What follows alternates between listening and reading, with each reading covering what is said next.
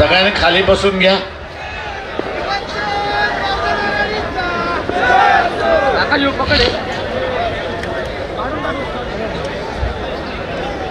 बंद करून ठेव, ते बंद करून ठेव. हिरो बटन बंद कर मागचं. माझं आपल्या सगळ्यांना आव्हान आहे की थंडी वाढत चाललेली आहे, हे बरोबर आहे, पण 15 तारखेला गारठू नका एवढी फक्त विनंती आहे.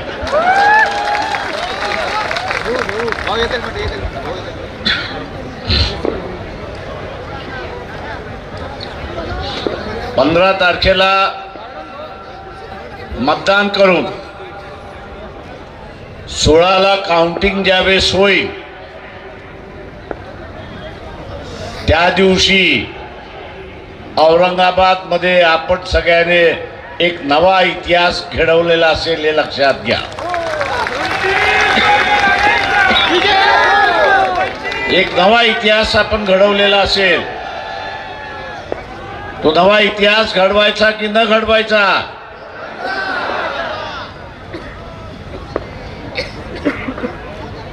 तो घडवायचा असेल तर काय करावं लागेल? काय करावं लागेल? जे तुम्ही तर मतदान करणार याच्याबद्दल दुमत नाही, पण आपल्या बरोबर अजून 2 मतं घेऊन यायची. किती मतं घेऊन यायची? 1 आणि 2 किती झाले? जिंकणार की हारणार? आणि त्याच्यामुळे 2 मतं घेऊन येणं हे गरजेचं आहे, हे आपण लक्षात घ्या. मग ते घेण्यासाठी जे करावं लागेल ते करा. 12, 13, 14ला वाटप सुरुवात होईल हे लक्षात घ्या.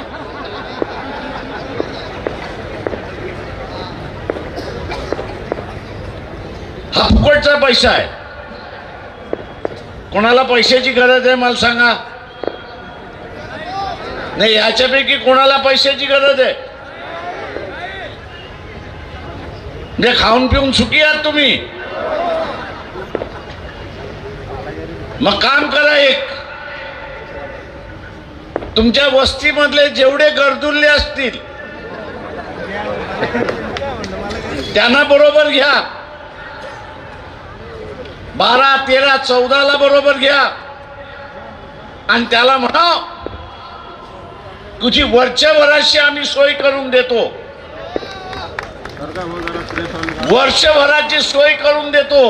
गाडी आली रे आली की त्या गरजुलेला सांगायचं, हे बघ गाडी आलेली आहे, तू आता त्याच्यातली बॅग पळव.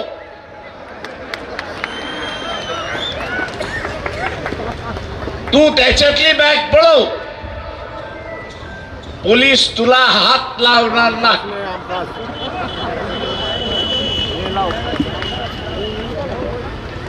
त्याला पोलिसांनी हात लावण्यासाठी कंप्लेंट तर असली पाहिजे.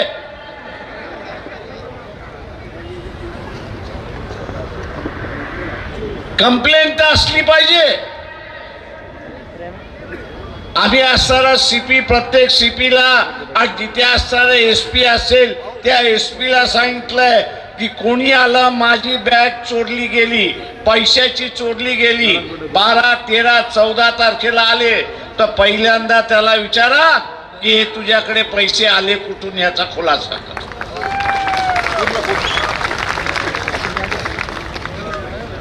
पैसा आला कुठून?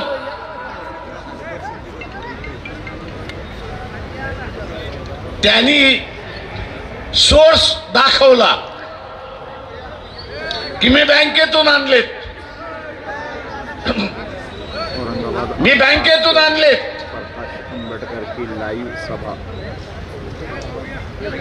ए राजा खाली बस.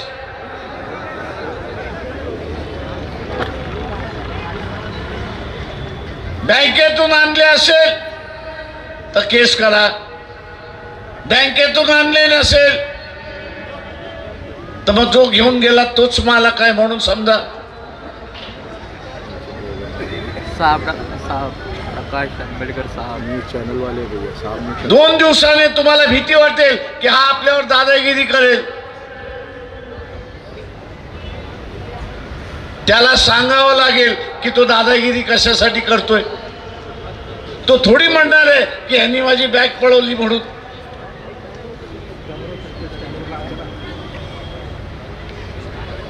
यांनी माझी बॅग पळवली तर पोलीस त्याला विचारेल ना तुझ्या बॅगेमध्ये काय होतं हे सांग. पुन्हा तोच प्रश्न येतो, पैसा असेल तर आणलाच कुठून. आणि म्हणून 12, 13, 14ला जे वाटप होईल त्याची एकही केस होणार नाही याची आपण दक्षता घ्या. आणि पोलिसांना आम्ही सांगितलंय की केस तुम्ही करू नका.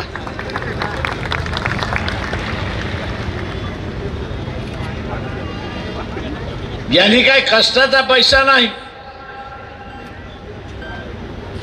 त्यांनीही असं वसुली केलेला पैसा आहे. आणि म्हणून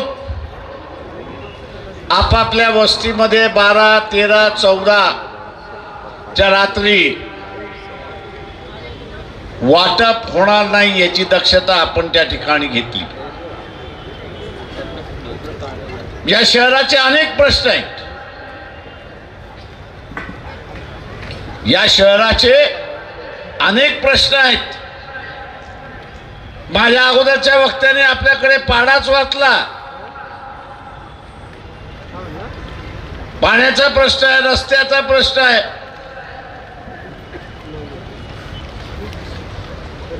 गटारांचा प्रश्न आहे. आणि त्याच्याच बरोबर एक लक्षात घ्या की महानगरपालिकेची निवडणूक जरी असली तरी याचं एक वेगळं महत्त्व आपण लक्षात ठेवलं पाहिजे. महिन्याभरापूर्वी आर्मीचे जे प्रमुख आहेत त्या आर्मीच्या प्रमुखाने असं एक वक्तव्य केलं. वर्तमानपत्राच्या प्रतिनिधीस पुढे वक्तव्य केलं की नजीकच्या कालावधीमध्ये आपल्याला युद्धाला तोंड द्यावं लागणार आहे.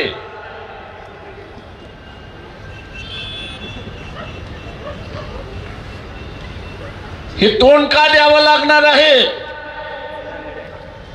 तर भारतामध्ये असणारा एक विश्वगुरु जन्माला आलेला आहे. त्याचं नाव काय? या विश्वगुरूचं नाव काय? अरे गोदी गोदी काय करत बसलाय?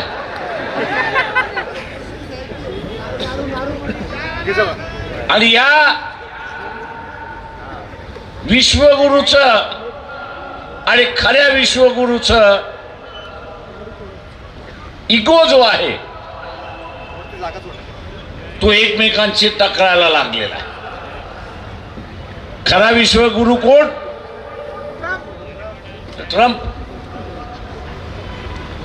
हा आपला नकली विश्वगुरु काहीच करू शकला नाही. 2 दिवसापूर्वी अमेरिकेने पुन्हा नवीन कायदा केला आणि भारतातून जो माल अमेरिकेत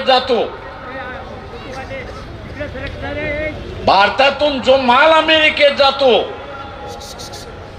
त्याच्यावरती 500% टॅक्स लावला. किती टक्के लावला?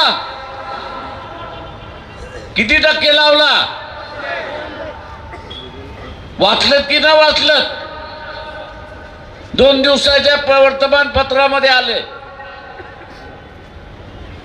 इंग्रजी पेपरमध्ये आले, मराठी पेपरांमध्ये आलेला आहे. आता 500% टॅक्स लावला म्हणजे काय झालं? 2 रुपयाची वस्तू ही एकदम 100 रुपयावरती गेली. आता ही 100 रुपयावरती गेल्यानंतर ते अमेरिकेत कोण खरीदणार आहे का? तर नाही.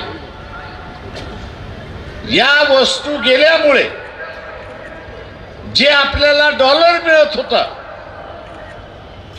ते आता मिळणं बंद होणार आहे. ते आता बंद होणार आहे. जे आज 90 रुपये एका डॉलरची किंमत आहे ती उद्या 130. भारतीय करन्सी 130 रुपयाला $1 मिळणार आहे. आपण लक्षात घ्या.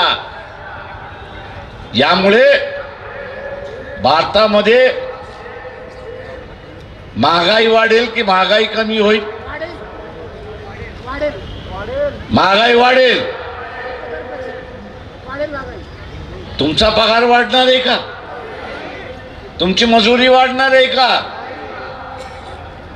आता तुमची मजुरी वाढणार नसेल, तुमचा पगार वाढणार नसेल,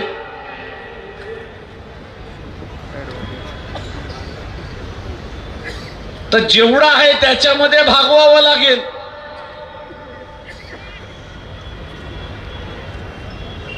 भागवावं लागेल म्हणजे काय करावं लागेल? 4 गोष्टी सोडून द्याव्या लागतील. 4 गोष्टी सोडून द्याव्या लागतील. आता हे कोणामुळे सोडून द्यावं लागते तुम्हाला? कोणामुळे सोडून द्यावं लागतंय? चायवाला. मी इथल्या साऱ्या सनातन हिंदूंना आवाहन करतोय की आपलं भांडण चालू राहील. तुम्ही तुमचा टेका सोडणार नाही आणि आम्ही आमचा टेका सोडणार नाही. पण मोदीने असणारे हे जे संकट आले ते दूर करायचे की न करायचं हे ठरवलं पाहिजे. नुसती महागाई वाढणार नाही. नुसती महागाई वाढणार नाही तर ट्रम्पनी शेजारी राष्ट्र व्हेनेझुएला जे आहे लय डोकं काढत होतं, डोळं काढत होतं, आम भाषा बोलत होता. ट्रम्पनी काय केलं? तिथल्या राष्ट्रपतीचं काय केलं? त्या राष्ट्रपतीचं माहिती आहे का?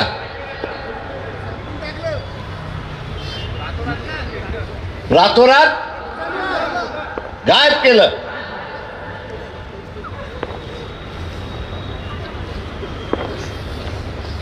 ट्रम्पला आम्ही सांगतोय तू मोदीला इकडनं गायब कर.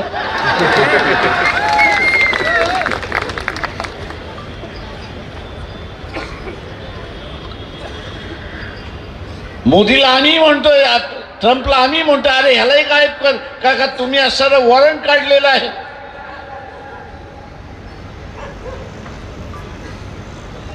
ट्रम्प म्हणतो याचं मला कंबार्ड मोडायचं, मोदीचं कंबार्ड मोडायचं आहे.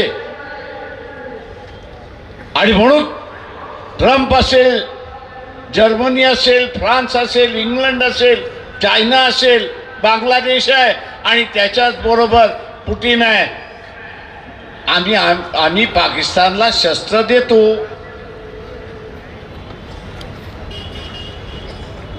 जो आर्मी चीफ काही खोटं बोलला नाही, पण युद्ध का याचं त्यांनी कारण सांगितलं का सरकारी नोकर आहे.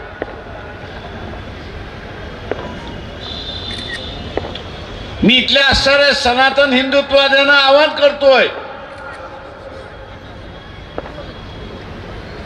की तुमच्याकडे केंद्राची सत्ता आहे आणि राज्याची सत्ता आहे. ट्रम्पला मोदीचं कंबार्ड मोडायचं आहे.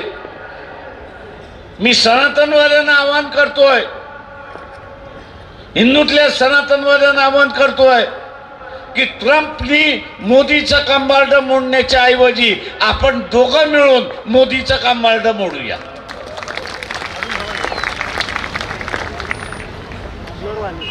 तुम्ही तुमच्या पक्षाला मतदान देऊ नका, कारण का तुमचा पक्ष सुद्धा आता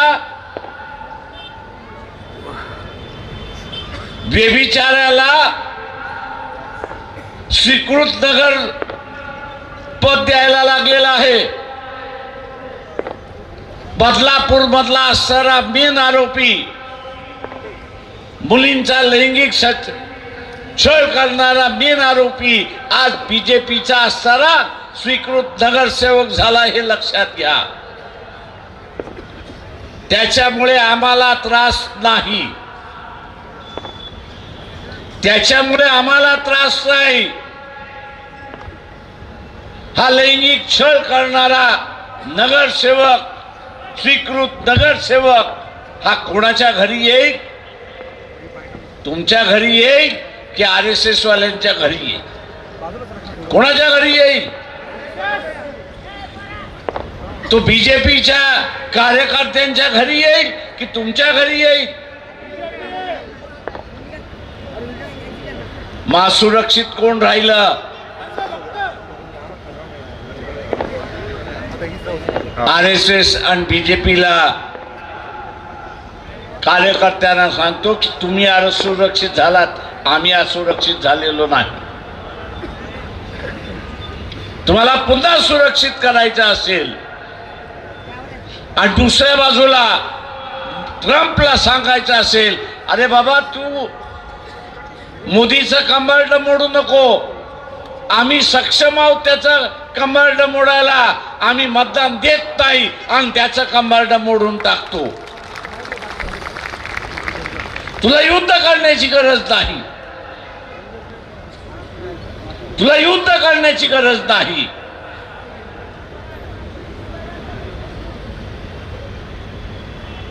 आणि युद्ध झालं तर काय होईल? औरंगाबाद काय आहे? औरंगाबाद मध्ये काय आहे?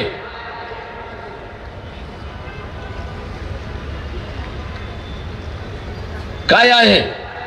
मुंबईच्या रस्त्यावर जाताना आपण बघतो काय आहे? छावणी.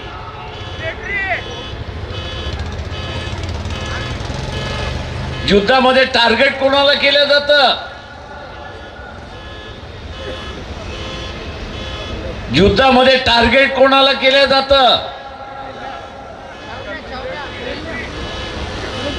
तर मिलिटरी सेंटर हे टार्गेट केलं जातं. मी इथल्या सनातन हिंदुत्ववाद्यांना सांगतो की हे युद्ध झालं आणि औरंगाबाद टार्गेट झालं, एखादी दुसरं मिसाईल आलं, बॉम्ब आला, तुम्ही आम्ही जिवंत राहणार आहोत का? तुम्ही आम्ही जिवंत राहणार आहोत का? आकाश तर कोणी बघितलेलं नाही, स्वर्ग तर कोणी बघितलेला नाही. कोणी बघितलेला आहे का की तिथे जाऊन आपण भांडत बसू? सनातनवाद्यांना सांगतो की आपण जिवंत राहिलो तर आपलं भांडण कायम राहील, मेलो तर कसलं भांडण? मेलो तर कसलं भांडण? तुम्ही संपलात, आम्ही संपलो. आणि कशामुळे संपलो? तो मोदीच्या इगोमुळे संपलो. आणि म्हणून माझं आव्हान आहे आपल्या सगळ्यांना, औरंगाबादकरांना विशेष करून आव्हान आहे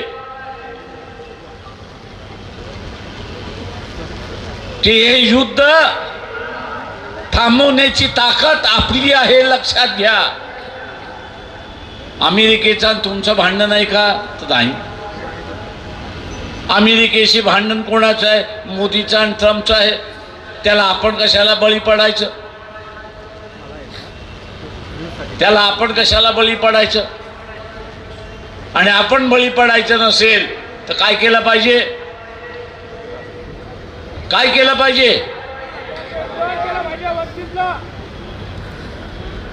नाही, मतदान तर केलं पाहिजे. अजून काय केलं पाहिजे? इथे उपस्थित असणाऱ्या प्रत्येक माणसाने इथे उपस्थित असणाऱ्या प्रत्येक माणसाने आपल्या इलाक्यामधलं एरियामधलं भारतीय जनता पक्षाचं घर आणि RSSचं घर ज्याची माहिती आपल्याला आहे, ज्याची माहिती आपल्याला आहे, त्याला 14 तारखेच्या आतमध्ये भेटायचं, त्याला 14 तारखेच्या आतमध्ये भेटायचं, हात जोडून विनंती करायची की बाबा औरंगाबाद हे मिलिटरी सेंटर आहे, औरंगाबाद हे मिलिटरी सेंटर आहे. उद्याच्या असणाऱ्या युद्धामध्ये 5 राष्ट्र पाकिस्तानला मदत करणार आहेत. आपण सक्षम आहोत याच्याबद्दल दुमत नाही,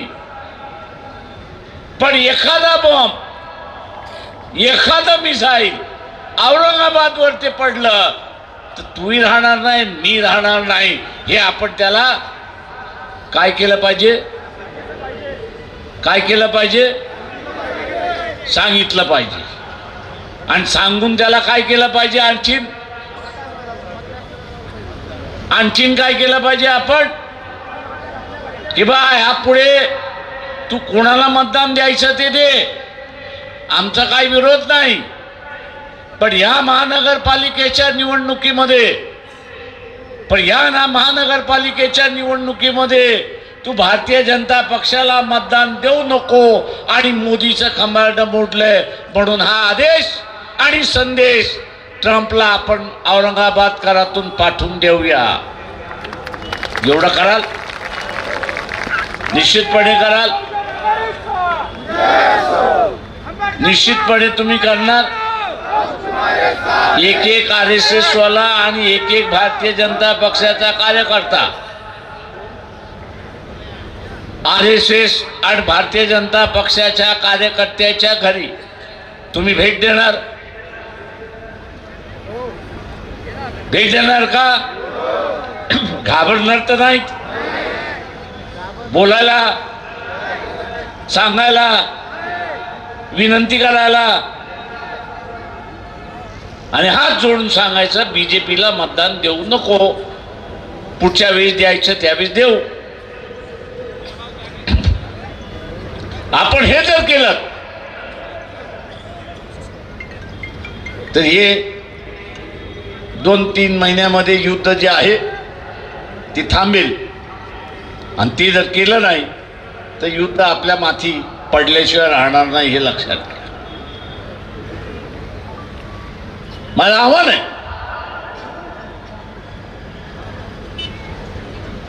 हे जर आपण केलं तर जी महागाई आकाशाला जाणार आहे तिला आपण थांबवू शकतो. आणि आपल्या कुटुंबाला आपण आज ज्या पद्धतीमध्ये ठेवतोय त्या पद्धतीमध्ये आपण ठेवू शकतो, हे लक्षात घ्या.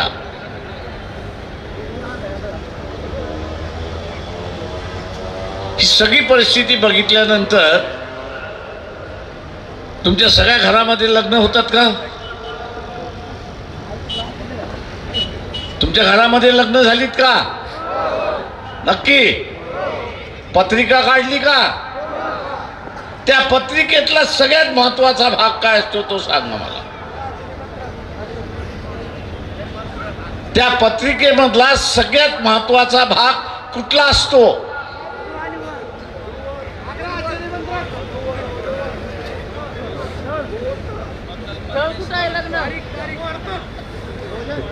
सगळ्यात महत्वाचा भाग काय असतो?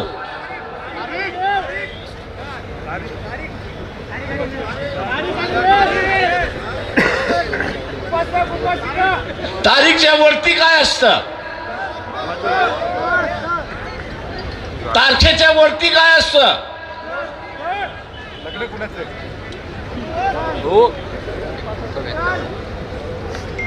ठिकाणाच्या खाली काय असतं? 2 नंबरला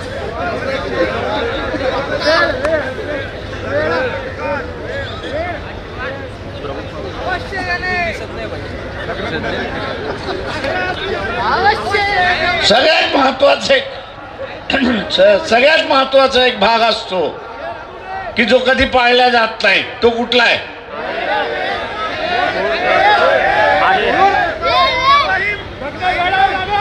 तो वेळ आहे, मान्य आहे मला, पण त्याच्या अगोदर शब्द काय असतो? शुभमुहूर्त. त्याच्या अगोदर शब्द काय असतो? त्या वेळेच्या अगोदर एक शब्द असतो.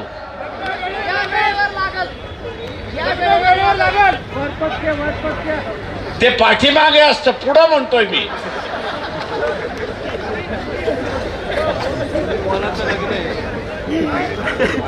मूर्त हा शब्द असतो की नाही? वेळेच्या अगोदर मूर्त हा शब्द असतो. मूर्त अमुक अमुक आहे, त्यावेळेस ते लग्न लागेल असं तिथे म्हणजे मूर्त काढायला जाता म्हणजे ज्योतिषाकडे जाता, बरोबर आहे. आता ज्योतिषाकडे जाता म्हणून मी ही सगळी परिस्थिती बघितल्यानंतर सोशल मीडियावरती लय ज्योतिषी आहेत.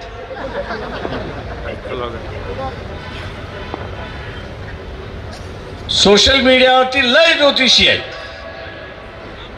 40 ज्योतिषींचं मी ऐकलं आयुष्यात पहिल्यांदा. ज्योतिषी काय भवितव्य भारताचं 6 महिन्याचं सांगतोय हे रात्रभर ऐकत बसलो. 40 जणांचं ऐकत बसलो. त्याच्यामध्ये मला एकही ज्योतिष असा मिळाला नाही की तो हे म्हणत होता की 6 महिन्यामध्ये भारताचा काळ फार चांगला. सगळे ज्योतिषी जे आहेत 6 महिन्याचा काळ हा अत्यंत वाईट काळ आहे असं म्हणत होते.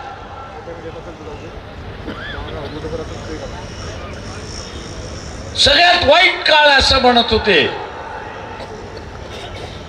त्यातला एक मला ओळखीचा दिसला, त्याला फोन केला आणि त्याला असं विचारलं, अरे बाबा तुझी YouTube वरती जी भविष्यवाणी आहे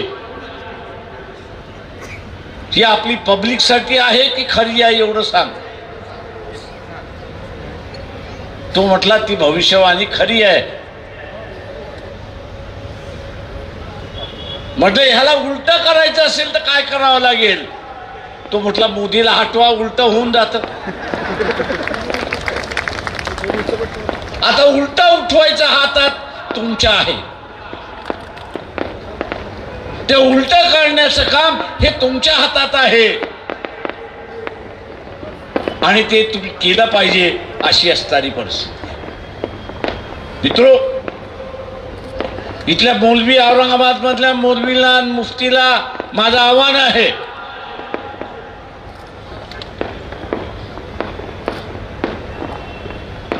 औरंगजेबचा प्रश्न झाला,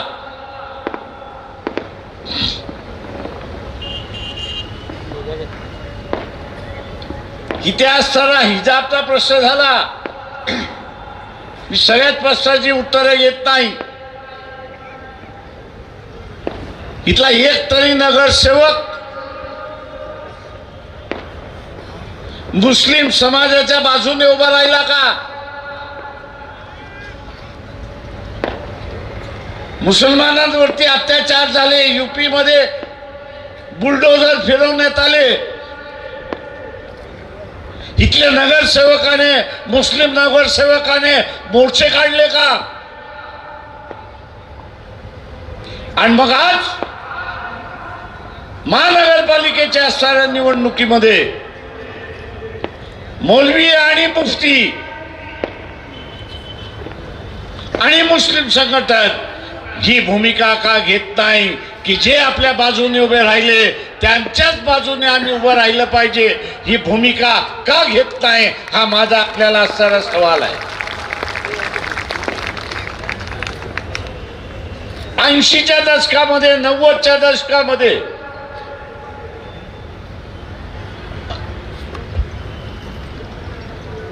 जो जिंकणार त्याच्या बाजूने मुसलमानां झाला पाहिजे, हा प्रचार मौलवींच्या मार्फत करण्यात आला. मुसलमानाच्या बाजूने समाजवादी उभे राहिले, मुसलमानाच्या बाजूने इथल्या असताना कम्युनिस्ट उभे राहिले. जिंकणार नाहीत म्हणून त्यांना सोडून देऊन काँग्रेसच्या नादी आणि औरंगाबादमध्ये MIMच्या नादीला. आपण काल 2 दिवसापूर्वी नाटक बघितलं, काय झालं ते मी त्याच्यावरती काही बोलत नाही.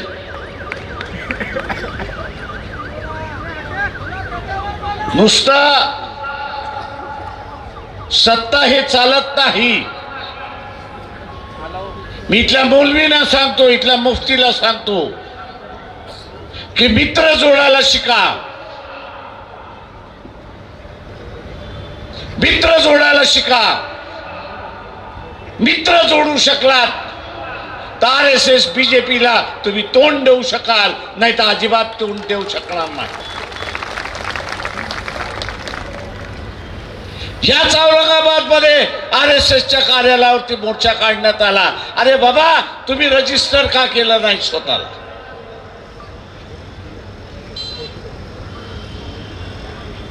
आणि तुम्ही जर रजिस्टर करत नसाल तर मग तुम्हाला अतिरेकी संघटना म्हणून का घोषित करू?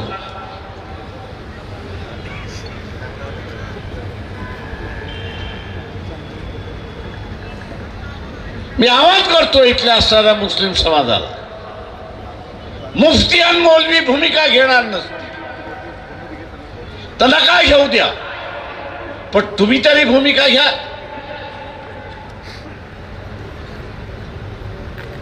मला माहिती आहे की औरंगाबादमध्ये टिपू सुलतानचा असताना स्टेटस ठेवल्यामुळे,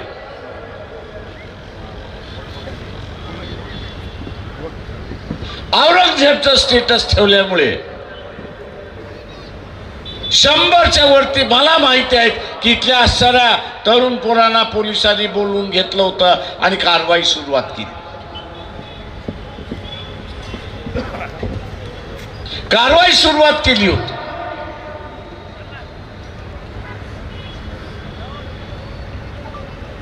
जे उभे राहिले त्यांच्या बाजूने मुस्लिम समाज उभा राहिला पाहिजे. तुम्ही मित्र जोडले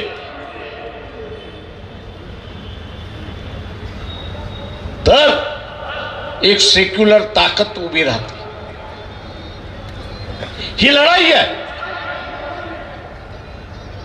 सेक्युलर ताकद विरोधी धर्माची ताकद अशी असणारी परिस्थिती है.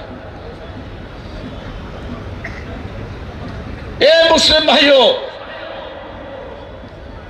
अगर सेक्युलर की ताकत हार गई, सेक्युलर की ताकत अगर हार गई तो पहला निशाना आप हो. पहला निशाना आप होगे. तब मत कहना अरे भैया हमको कोई बचाने आया नहीं है, क्योंकि सेक्युलर की ताकत आपने ही खत्म कर दी. ये जो बात मुसलमानों में चली है कि हम मुसलमान को ही जीत के देंगे, मुसलमान का वोट मुसलमान को ही जाना चाहिए.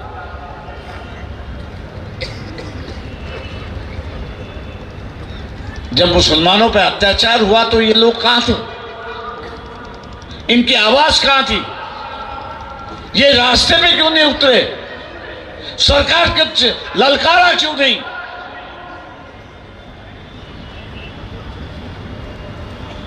ऐसा ही मैं जैसा क्या कि समाजवादी आपके मित्र थे, साथ नहीं. मार्क्सिस्ट आपके मित्र थे, उनको आपने साथ नहीं. धीरे धीरे उनकी ताकत खत्म होती गई और आज सिर्फ एक सेक्युलर ताकत बची है कि जो मुसलमानों के साथ अपना रिश्ता जोड़ना चाहती है. लेकिन क्या मुसलमान उनके साथ में रिश्ता जोड़ना चाह रहा है? क्या मुसलमान उसके साथ में रिश्ता जोड़ना चाह रहा है? अभी जोड़ोगे तो बचोगे, नहीं जोड़ा तो आपकी तकलीफें बढ़ना शुरुआत हो। और इसलिए मुस्लिम समाज से मैं ऐलान करता हूं, आह्वान करता हूं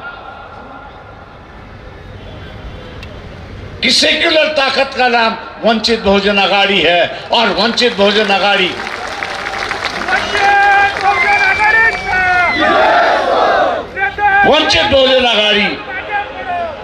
के उम्मीदवारों के जिनके नाम आपके सामने रख दिए, उनका सिंबल भी रख दिया है, उनके सामने का बटन दबा पर आप भारी वोटों से उनको जिताएंगे, यही उम्मीद करते हुए मैं आपसे रजा लेता हूं।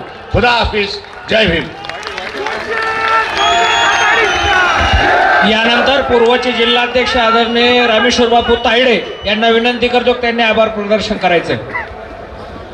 त्या ठिकाणी वंचित बहुजन आघाडीचे सुप्रीमो, वंचित बहुजन आघाडीचे आमचे नेते आदरणीय बाळासाहेब आंबेडकर यांनी आम्हाला सर्वांना मार्गदर्शन केलं, त्याबद्दल मी शहर जिल्ह्याच्या वतीनं या ठिकाणी आभार व्यक्त करतो। सर्वांना खाली बसून घ्या। एक आनंदाची गोष्ट आभार प्रदर्शनातच सांगायची आहे। मी या ठिकाणी सर्वांनी जागेवर बसा, सर्वांनी जागेवर बसा, या ठिकाणी सर्वांनी जागेवर बसा। केंद्रीय कार्यकारिणीच्या सदस्य आणि औरंगाबाद जिल्ह्याच्या प्रभारी अरुंधतीताई शिरसाट हे उपस्थित राहिले, त्याबद्दल मी शहर जिल्ह्याच्या वतीनं आभार व्यक्त करतो। आणि या ठिकाणी सर्वांना हा मशीनचा डेमो या ठिकाणी समजून घ्यायचा आहे। आणि मी या ठिकाणी तुम्हाला जसं 4 मशीन ठेवले जाणार आहे, त्याच्यामध्ये ऐका, पहिल्या याच्यामध्ये अ मध्ये पांढरा कलर राहणार आहे, त्याच्यामध्ये जिथं गॅस सिलेंडर दिसेल त्याच्यात आपल्याला बटन दाबायचं आहे। त्याच्यानंतर ब ला फिक्कट लाल कलर ठेवले जाणार आहे, त्याच्यामध्ये जिथं गॅस सिलेंडर आणि आपलं वंचित बहुजन आघाडीचं जे उमेदवार पुरस्कृत होते त्याला मतदान करायचंय। त्यानंतर क मध्ये फिक्कट पिवळा कलर ठेवले जाणार आहे, त्याच्यामध्ये सुद्धा वंचित बहुजन आघाडीच्या उमेदवाराला आपल्याला मतदान करायचंय। त्यानंतर 4 नंबर जो ड सर्वसाधारण प्रभाग आहे त्याच्यामध्ये फिक्कट निळ्या कलर राहणार आहे, त्याच्यात सुद्धा वंचित बहुजन आघाडीच्या उमेदवाराच्या समोरील बटन दाबून मतदान करायचंय। यानंतर तायडे बापू आणि या मशीन 1 2 3 4 असू शकतात। आणि आपलं गॅस सिलेंडर आहे आणि काही उमेदवाराचं वेगवेगळं चिन्ह आहे, त्या ठिकाणी तुम्हाला त्या चिन्हावर क्लिक करायचं आहे। आणि मी या ठिकाणी दुसरी एक 15 तारखेला तुम्हाला एक चांगलं कोटेशन मी देणार आहे। सुजात दादा आंबेडकर यांचा 15 तारखेला वाढदिवस आहे, हात वर करा सर्वांनी। आणि दादाला ती गिफ्ट आपल्याला द्यायची आहे सर्व कार्यकर्त्यांना। जसं साहेबांनी सांगितलं की आपण प्रत्येकाने 100 मतदान जोडून दनादन आपल्या उमेदवारांना निवडून द्यायचं आहे। आणि सुजात दादाला 15 जानेवारीची गिफ्ट कोण देणार?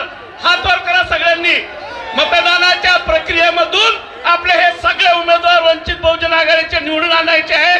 मी या ठिकाणी आपण सुजात दादाला